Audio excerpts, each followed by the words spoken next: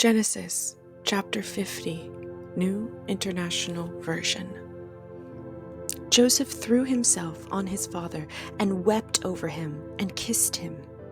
Then Joseph directed the physicians in his service to embalm his father Israel, so the physicians embalmed him, taking a full 40 days, for that was the time required for embalming.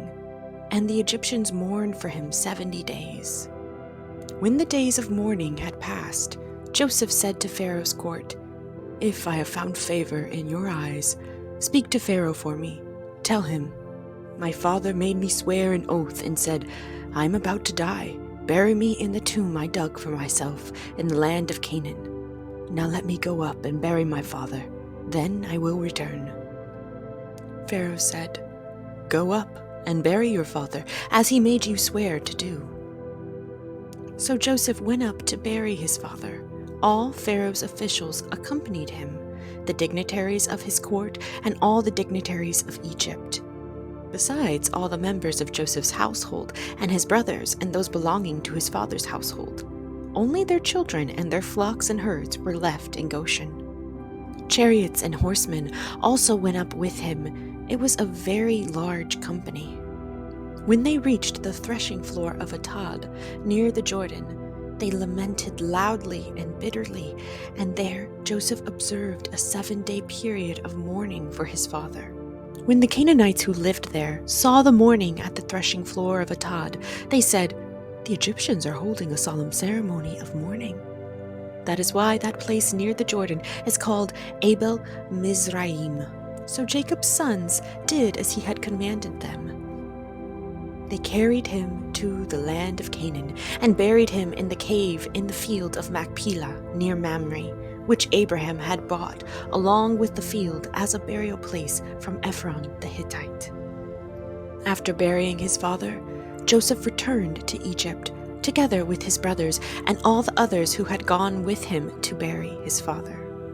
When Joseph's brothers saw that their father was dead, they said, "What if Joseph holds a grudge against us and pays us back for all the wrongs we did to him?" So they sent word to Joseph saying, "Your father left these instructions before he died. This is what you are to say to Joseph. I ask you to forgive your brothers the sins and the wrongs they committed in treating you so badly. Now please forgive the sins of the servants of the God of your father." When their message came to him, Joseph wept.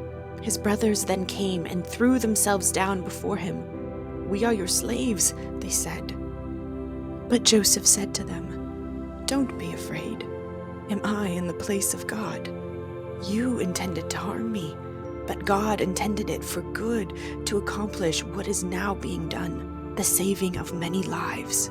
So then don't be afraid. I will provide for you and your children." And he reassured them and spoke kindly to them. Joseph stayed in Egypt, along with all his father's family. He lived 110 years, and saw the 3rd generation of Ephraim's children. Also the children of Machir, son of Manasseh, were placed at birth on Joseph's knees. Then Joseph said to his brothers, "I am about to die. But God will surely come to your aid and take you up out of this land to the land he promised on oath to Abraham, Isaac, and Jacob." And Joseph made the Israelites swear an oath and said, "God will surely come to your aid, and then you must carry my bones up from this place." So Joseph died at the age of 110, and after they embalmed him, he was placed in a coffin in Egypt.